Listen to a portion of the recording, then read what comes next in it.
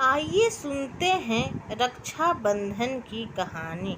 पौराणिक कथाओं के अनुसार प्राचीन काल में जब राजा बलि अश्वमेध यज्ञ कर रहे थे, उस समय भगवान विष्णु ने राजा बलि को छलने के लिए वामन अवतार लिया और राजा बलि से 3 पग धरती दान में मांगी।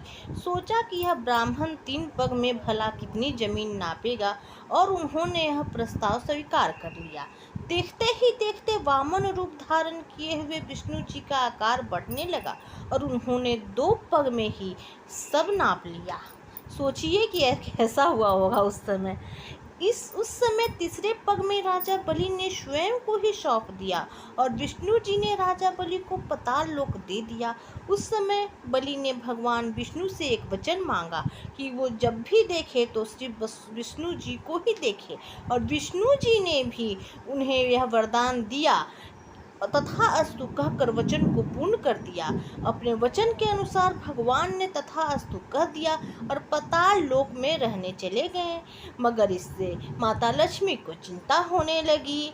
इस पर माता लक्ष्मी जी को अपने स्वामी विष्णु जी की चिंता होने लगी। उसी समय लक्ष्मी जी को देव ऋषि ने एक सुझाव दिया कि जिसमें उन्होंने कहा कि वो बलि को अपना भाई बना ले और अपने स्वामी को वापस ले आए। उसके बाद माता लक्ष्मी उनके पास स्त्री का रूप धारण करके चली गई। इस पर राजा बलि ने उनको रोने का कारण पूछा। उनके पूछने पर लक्ष्मी जी ने कहा कि मेरा कोई भाई नहीं है, इसलिए मैं अत्यंत दुखी हूँ।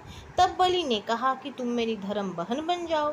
इसके बाद लक्ष्मी जी ने राजा बलि को राखी बांधकर अपने स्वामी भगवान विष्णु को वापस मांग लिया। ऐसी मान्यता है कि उसी समय से रक्षाबंधन का त्यौहार मनाया जाता है।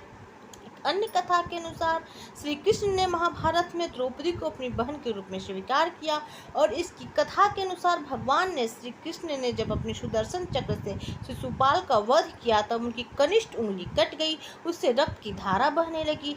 इस पर द्रौपदी ने अपनी साड़ी के चीर के एक टुकड़े को श्री कृष्ण की उंगली पर बांध दिया। उसके बाद से ही श्री कृष्ण ने द्रौपदी को अपनी बहन के रूप में स्वीकार किया और हर संकट की परिस्थिति में उनकी रक्षा करने का वचन दिया। इसी वचन की वजह से भरी सभा में कृष्ण ने द्रौपदी को दुर्योधन के द्वारा चीरहरण से बचाया था। इस प्रकार रक्षाबंधन का त्यौहार इन्हीं पौराणिक कथाओं की वजह से सदियों से चला आ रहा है। इनकी मान्यता बहुत खास है, इसीलिए रक्षाबंधन का त्यौहार मनाना चाहिए। आपको अच्छी लगे तो शेयर और कमेंट करें।